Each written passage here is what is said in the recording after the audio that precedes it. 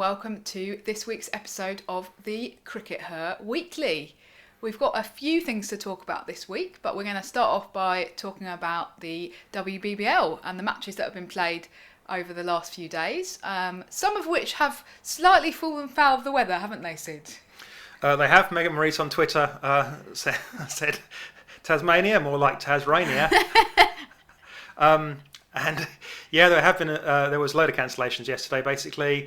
But last year when we were in Sydney, we also had several matches affected by rain in one period, and we actually themed an episode of our CRICKETher Weekly around the rain in Sydney affecting those rounds of matches. So where cricket happens, rain sometimes happens as well. So that's life. But the sun is shining in Sydney at the moment, so people in Sydney can just go out and enjoy the sunshine and enjoy the cricket when it's on. But we did get some games in today, and we also had another shortened game today, and they were a bit worried, going into today, that they might have an entire weekend lost, but they didn't.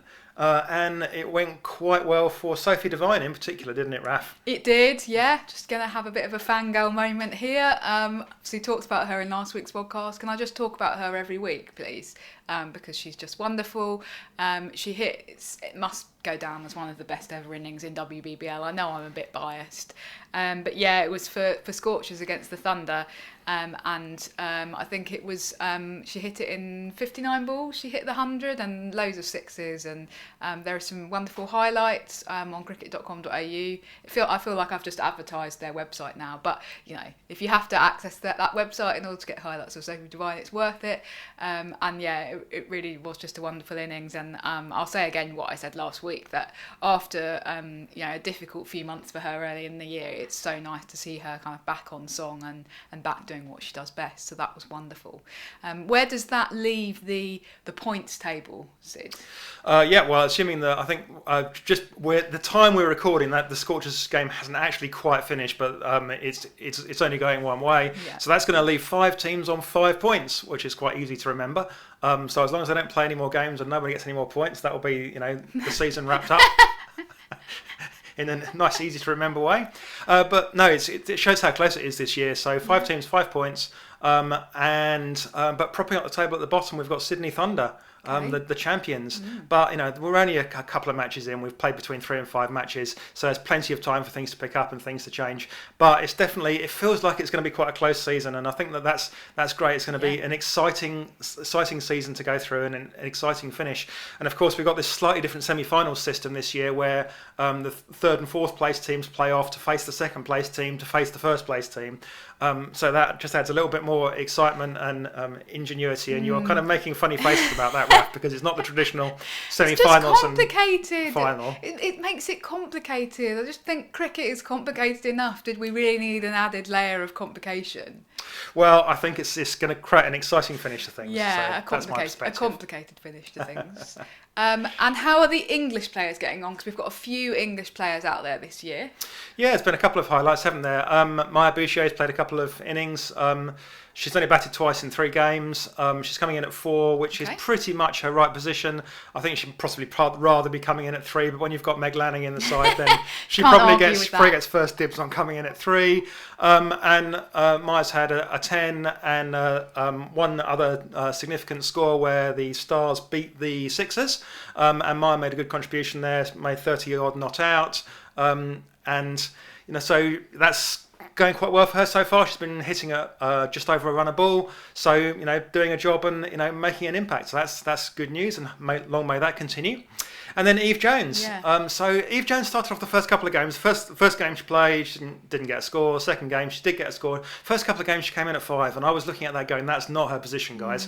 The second game where she did get a score, she got into the 30s, and that's a positive. But she started off quite slowly, and one of the troubles of coming in at 5 is if you start off slowly, if you're that kind of player, then if ultimately you can go on to face 25 balls and make 35 off 25 balls, that's great, but it's like the classic Elise Perry problem. Elise Perry always used to do this and still does occasionally revert to this mode where she scores slowly initially and she scores really fast thereafter. But the trouble is that if you get out after 20 balls and you've only scored 15, then you can't really sit there and go, but if I'd faced another 5 balls, I'd have hit another 15 runs off those 5 balls. Yeah. And Eve Jones is a little bit like that. And I think that what we're seeing in domestic cricket in this country is that that she's a much better player coming in, opening the batting, and that gives her a little bit more time, and that she can kind of get into things, and then she can accelerate. And it's very interesting. They've now moved her up to open the batting, and that's the right place for her to be. I think that pushing Sophie Molyneux back down the order is also probably a better place for Sophie Molyneux, because she can be straight into her hitting, coming in that role that they can seem to have envisaged for Eve Jones. But one thing I think is interesting is that it's like, well, had the coach not noticed this? Because it's like everybody else knew this, but it's kind of an interesting thing that the coaches sometimes they don't trust each other. They're like, well, yeah, I know that this person's done this, but I think I know better, and I'm going to rearrange the batting order, and I'm going to try Eve Jones batting at number 5. And good for them for learning already that wasn't the right position for her to be. And I think hopefully she'll stay there opening the batting now, because that's the right place to be. But coaches perhaps need to sometimes look a little bit further around them, look at the numbers, and just not completely trust their own instincts, because sometimes your instincts aren't right. It's an interesting dynamic, though, isn't it? Because you said that Sophie Molyneux, who's obviously the captain of the Renegades, has now been kind of moved down the order. So you wonder what that dynamic was, what that conversation was between coach and captain. Was there an element of Molyneux actually saying, well, I think that it would be better for me to move down? Or I sometimes think that there's a seniority thing about a kind of more senior established player in a side being able to say, well, I want to come in and bat in this position when it's not necessarily the best thing for the team. I've no idea whether that's the case with the Renegades. I don't know what the internal negotiations are like, but it's an interesting dynamic, isn't it? Yeah, to be a fly on the wall sometimes. It's the kind of thing that maybe we'll find out in 15 years' time when these people start writing their autobiographies. So, because that's the kind of thing where we're missing out on autobiographies in women's cricket. We don't know what happened 20 years ago because the publishers feel those autobiographies wouldn't sell. Maybe in 10 years' time, we'll have a whole spate of autobiographies from all these players, and we'll be able to read them and find out what they were actually thinking. So, would be good, wouldn't it? Yeah. So keep thinking about that, guys. Okay. Now, moving on to an item of news that's happened a little bit closer to home. I think it's probably fair to say that we kind of broke this story on CRICKETher, and then it was announced later that day officially on Twitter. But basically, the head coach of the Lightning region, Rob Taylor, has stepped away from Lightning as of the end of the season, and they're now officially recruiting for a new head coach to start in January. So that's kind of how we found out there was a job advert that they placed online, and I think they hadn't quite realised that people would see this and go, that means Rob Taylor's leaving. Anyway, so that's been an interesting development. Are you surprised by that, Sid? Well, it's kind of one of those things that's going to start happening, isn't it? This is professional sport. It's tough. It's competitive, and if you don't perform, then there's going to be pressure on you. And obviously, that pressure has led them to part ways with Rob at this state. And did the Lightning have a very good season? No, they didn't. And more importantly than that, I think that the Lightning kind of disappointed expectations. So I think in the first season, that very foreshortened first season in 2020 with the RHF trophy, when that was introduced, Lightning did all right, and there were seeds of kind of positivity, and they were like, there was something to build on here. And then it seems to have slightly fallen apart this season. Kirsty Gordon's obviously herself has had a brilliant season, and she captained them for much of the season when when Miss Bryce was away. I'm really sorry, I can't remember which Bryce is the captain. Catherine, there you go. But Kirsty wasn't able to do everything for them, unfortunately, and it's been a very disappointing season for them. And I think that's the key to it. It's like the disappointment of expectations here. That looking at last season, everyone, so we've also got the case of Sunrisers had a very poor season. Sunrisers and Lightning were the two that had poor seasons. Yeah. But there's not going to be the same pressure on Trevor Griffin, I don't think, because the expectations of Sunrisers were less. So everyone was coming into this season going, Sunrisers are probably still a developing side, and there's a lot of work to do there, but we're going to judge them on a sort of 5-year plan, whereas Lightning people really had expectations, and those expectations unfortunately weren't fulfilled. And when you don't fulfill expectations in a professional environment as a coach, there's going to be pressure on your role, and that's obviously told here. Yeah, I think there's an element of Trevor Griffin at Sunrisers has kind of got brownie points in the bank, if I can put it like that as well, because he's bringing forward, he's bringing into the position some very high-profile successes over in the WBBL, with the Thunder, and also kind of in this country with Western Storm, which was his previous position that he held as head coach there in the Kia Super League. So it's maybe there's a kind of reputational thing. I do think that we've got a bit of a cultural problem in English cricket, whereby when things go wrong for a side, we have a tendency to blame the coach. And I think that that's actually wrong. I think we're too quick to do that. So, it's not necessarily always wrong. But I look to what happened, for example, with Mark Robinson as England coach. England very badly lost the 2019 Women's Ashes. It was disappointing. It was a difficult time for the England team. But was it really Mark Robinson's fault that the England batters decided at Canterbury that they were just going to get themselves out to Elise Perry by playing across the line? I'm not convinced it was. I'm not convinced that Mark Robinson was saying, oh yeah, just go out and play a terrible shot to her and that's the way to do it. I mean, so he was found by the ECB ultimately to be culpable, and he was fired in a kind of quite sudden, quite unexpected way. I don't think any of us saw that coming. The players certainly didn't, because they were like, well, we need a scapegoat. And he's going to be the scapegoat. I'm still not convinced that was the right decision and that he was really ultimately to blame there. The real thing to blame was the fact that Australia had spent several years investing in their domestic system and we hadn't. And also, I don't know, there was something mentally there wrong with the way that some of the players were playing. But yeah, so and Elise Perry played very well. Let's not forget that. She's had a lot of success on the cricket field and on the football field, but that was like the day of her life. Yeah. So one of the great players of all time having her biggest day of her career. So, but I think this partly about kind of who we hold to be culpable when teams don't do well, and I think that we are very quick to blame the coach, and we're too quick to do that. One of the things I kind of wonder is, and there's an interesting dynamic, and we've talked about this before, with the regions, the way they've been set up. The regional director is kind of meant to be the boss. And the person at the top of the tree, and then the head coach kind of reports to them. Now, at certain regions, that dynamic is a little bit different. For example, at the Vipers, Charlotte Edwards is obviously very established, and we think that probably how things work on the ground is that she has she is very influential, a very influential voice, probably more so than Adam Carty, who's the regional director, who in theory is the boss. That's fair to say, isn't it? Just because of all of the knowledge and kind of past performances that Lottie brings to the Vipers setup.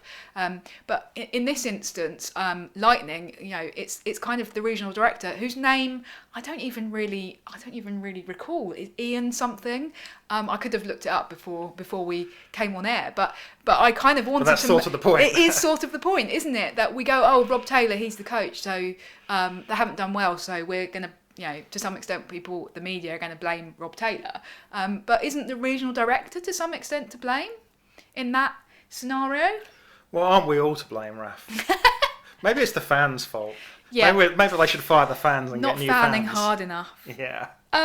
So I think there's an element of that, isn't there? That it's a complex interplay of different people and different factors that go into a team's performances, and it is something about the players, isn't it? I mean, when you're a professional cricketer, is it really fair to say, oh well, I blame the coach for the fact that I haven't had a very good season and I keep getting out cheaply, or I haven't taken that many wickets and I keep getting tonked for 6 over mid-wicket? I mean, and one of the really interesting things that we're going to see in the next few weeks, we think, is that the regional contracts, they're only a year long and they're up for renewal basically at the moment, aren't they? How ruthless are regions going to be when it comes to renewing or not renewing professional contracts? Yeah, there's some interesting questions to come there, aren't there? There were rumours a few weeks ago, which we actually mentioned here on the CRICKETher Weekly, that there might be as many as 2 new contracts per region. And in fact, when they finally announced this, there was only going to be 1. So there must have been discussions that there might be 2. Those rumours don't come from nowhere. We don't just make stuff up, believe it or not.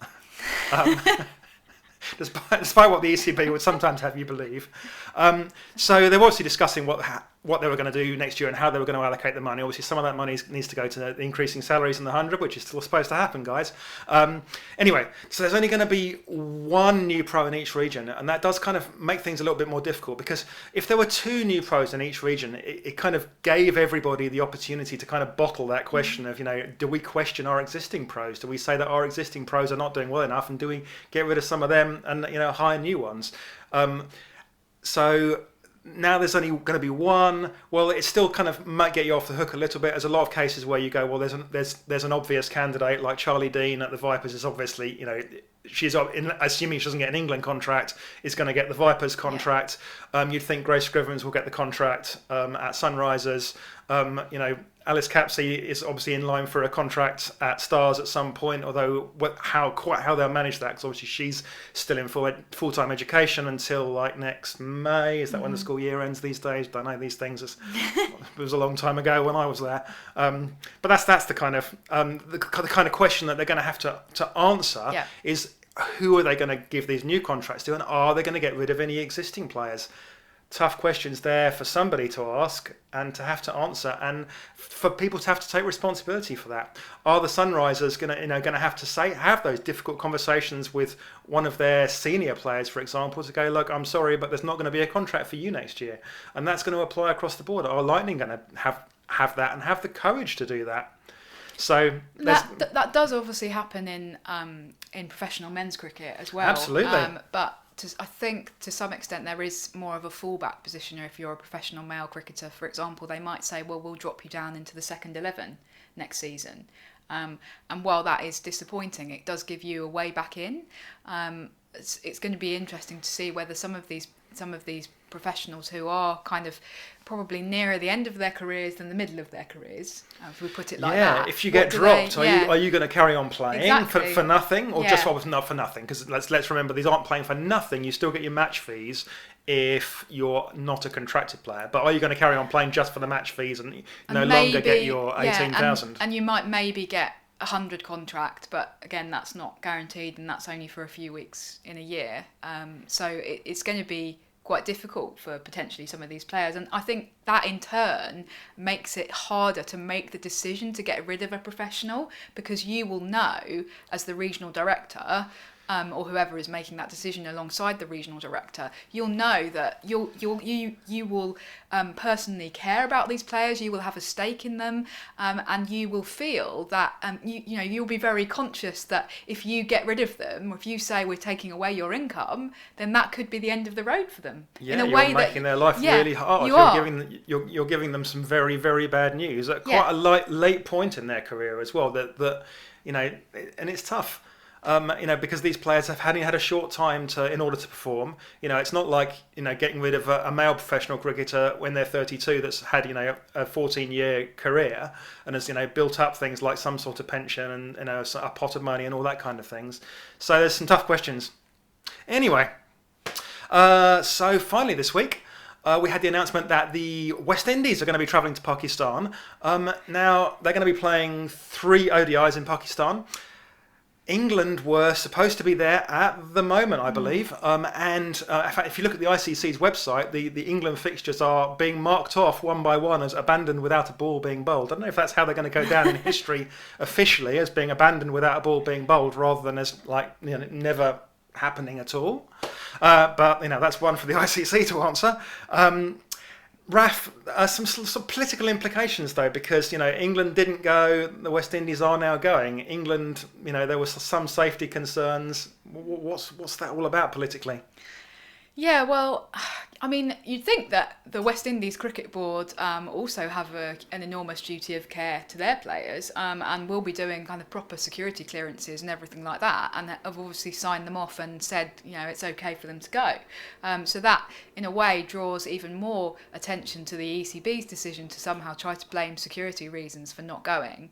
And we know that was probably not the reason. I think that there is a political element to this, in the sense that it comes down to this idea that kind of global cricket is dominated by these big three. So England, Australia, and India have more power than the other full member countries, and they are able to much more call the shots.